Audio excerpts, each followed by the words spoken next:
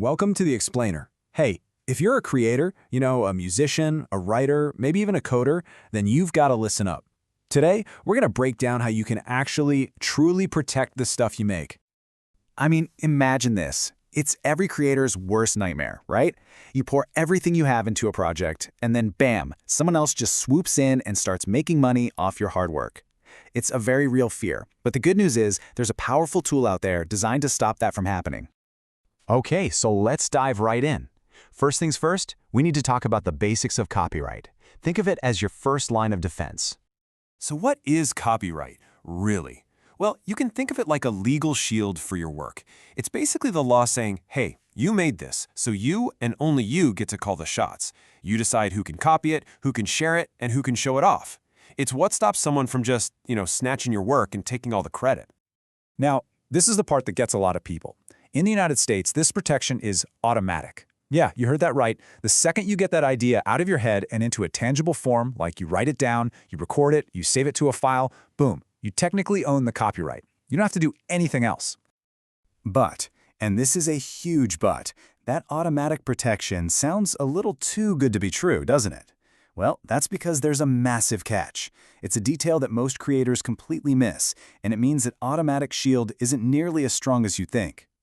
So for that automatic copyright to even exist, your work has to be fixed. And no, I don't mean repaired. It's a bit of legal jargon that just means the idea has to be out of your head and in the real world somehow. So written on paper, saved as a file, captured on a recording. It just has to be in a form where someone can actually see it or hear it. And this right here, this is the key difference. With automatic copyright, you have basic ownership. It's kind of like having the deed to a house. It says you own it.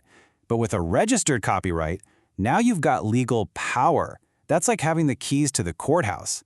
It's what actually lets you go to court, sue someone for stealing your work, and even get money for damages. So why should you go through the trouble of registering? Let's get into the nitty-gritty of the real-world benefits you unlock only after you make it official. This is the game changer. So what does this legal power actually get you? Well, for starters, it creates a public record that proves you're the owner, no question. More importantly, it's your golden ticket to the courtroom.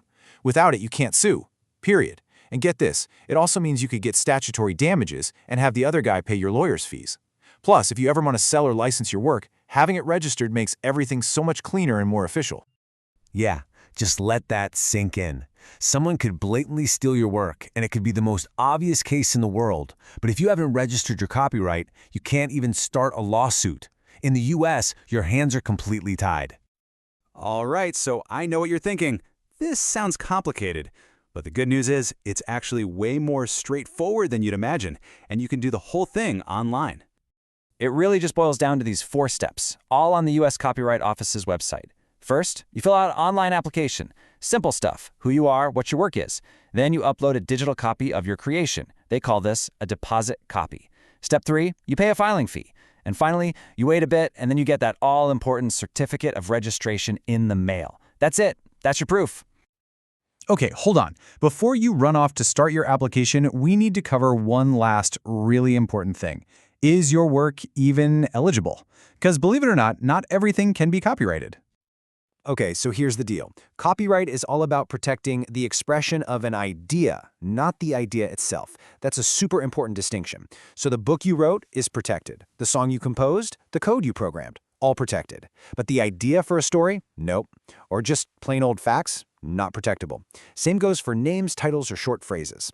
That's exactly why you can have 2 different movies with a kind of similar plot, but you can't have 2 movies with the exact same script.